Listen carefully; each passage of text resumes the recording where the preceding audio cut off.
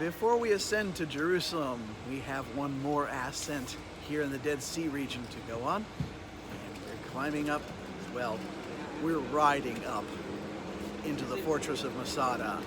One of these days, I am going to give it a try and climb up to the fortress. But today we only have so much time, so it is not going to be this trip. So this is a model of the Masada fortress, which you can see is this great big mesa that is set apart from the rest of the surrounding bluffs. This is a perfect place for a fortress and has been used as such since the Hasmonean or Maccabean times. Herod the Great created a winter palace here to host some of his Roman guests, which kind of came back to bite them, I guess, because Rome knew their way around this place.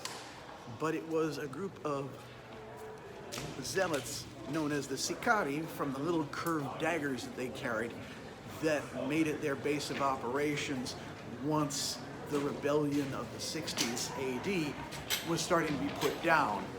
Gamla was destroyed, Magdala was destroyed, Jerusalem was destroyed as well. But this was the place of the last stand, so to speak.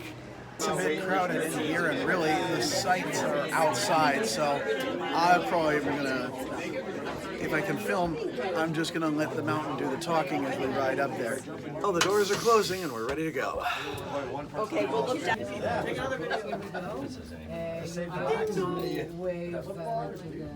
Brave hikers. Really? When did they start? She's talking. There's that trail. Like I said, one of these days I'm going to walk that path, but today is not that day. ברוכים הבאים לגן הלאומי מצדה של רשות הטבע והגנים. Welcome to Masada National Park. There are the ones walking up now. I could have sworn Junior told Nicole that there was going to be no walking this time around because we're short on time. Folks are taking pictures already. There's plenty of views to be had once we're actually in the fortress. Even from here you can see the squares in which the Romans organized their camps, where they decided what to do about raiding the fortress. To be sure, the snake path can be ascended, but when you're marching in full armor and dragging along certain siege weapons and other war machinery, it's kind of easy to spot from up here in the fortress where they could rain down projectiles and what have you to try and slow or even stop or reverse your ascent. I should mention that I think I've gotten the timeline mixed up. The raid on Masada is basically the last stand of the Jews. This took place after the destruction of the temple. This is about 73 AD or so, and there was nowhere else to go from here. I'm walking into the commandant's residence. This would have been where Eliezer, the leader of the Sicari, would call home, as it were. And it should be pointed out, there's a few things to observe here. You can see a black line behind me. Underneath the black line is where the original stones were found, but then they've added more to give an idea of what the place would have looked like beforehand, what the place would have looked like when it was built up. And while everything looks like these bare stones and all that, you can see here we have spots that are covered up with plaster, and they would have been decorated as well. And bear in mind that before the Sicari used this as a fortress for their last stand, this was a palace of Herod the Great and all that entails. This was a magnificent place fit for a king, with storehouses for grain, cisterns for water, everything, all the creature comforts for home that royalty would have wanted. So, therefore, a perfect place to keep nearly 1,000 people safe and content for an extended period of time. Indeed, here are a few rooms from Herod's own quarters, and you can see not only plaster, but in some cases, a little bit of decoration. We are talking about not only a king, but one of the great kings.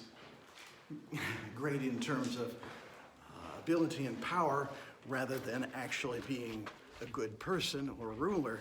But still, he would have a place befitting his station. From a distance, the place looks rather small, but when you're walking on the corridors like this isn't all that different from the Cardo of a place like Sepphoris. Maybe not like Betchian, but still, this is essentially a small city up here. From this vantage point, you can see various Roman fortifications, or what's left of them. There were 8 camps surrounding Masada, and while this allows anyone here in the fortress to see them and whatever they're doing, this works the other way as well. Those in the encampments could see if there was any movement from up here. If somebody tried to escape, they would be caught in one side or another. Of course, at the point where they were storming Masada, the Romans had basically defeated the Jewish revolt. Jerusalem had been destroyed. There was nothing left to Judea but the slightest bit of mopping up. Masada had actually gone unnoticed for several years, so why attack here? Well, this is the same mentality of Cartagio delenda est. Everything must be destroyed, everybody must be wiped out, and the earth must be salted to the point where it will never grow again. Although, here in the Dead Sea, you hardly need to worry about that. This is not so much as to defeat an enemy, as to wipe them out completely, and in a way to send a message to any future enemies as to how they were going to be dealt with. Not to mention other conquered tribes.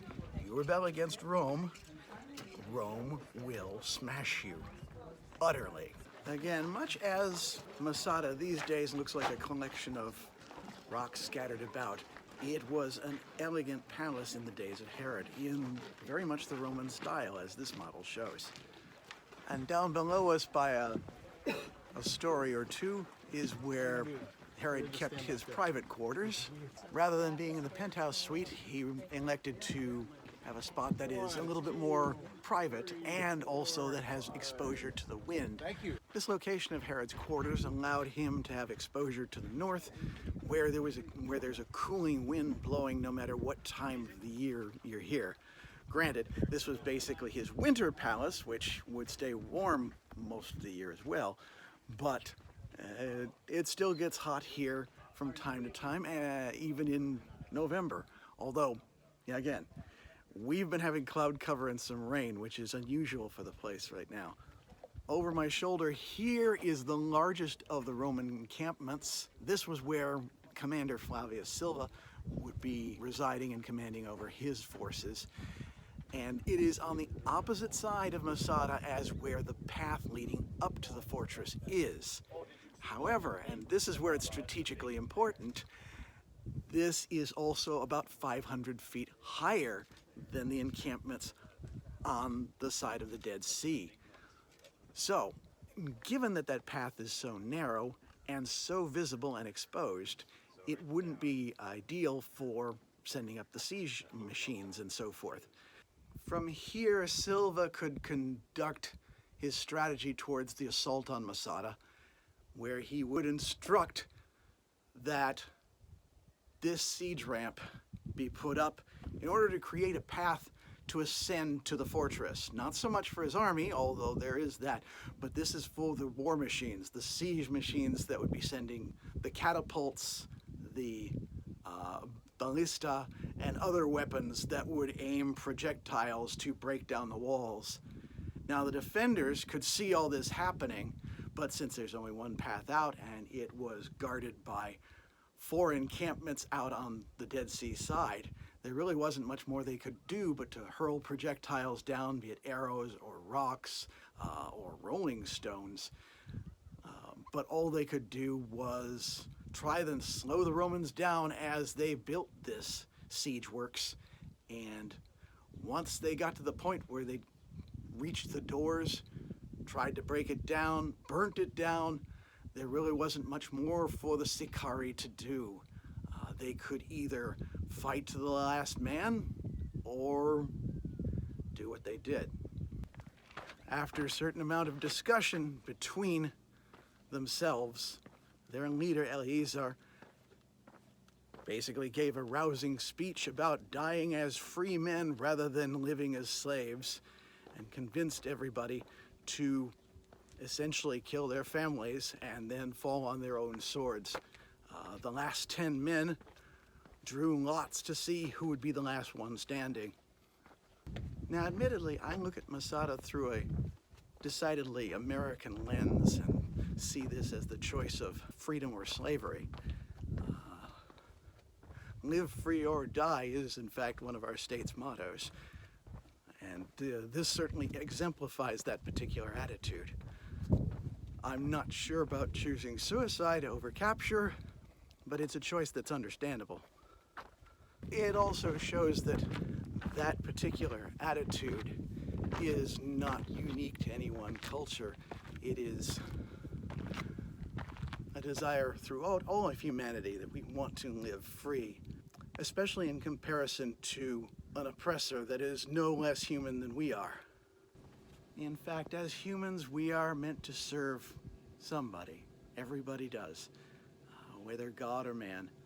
And there are some men that are not worth serving, especially when compared to God. Now, I'm not saying that Eleazar and the Sicarii were serving God. They were serving their countrymen, their doctrine. Serving Rome was not an option. This place requires, I say something profound, but I can't think of anything other than its own history.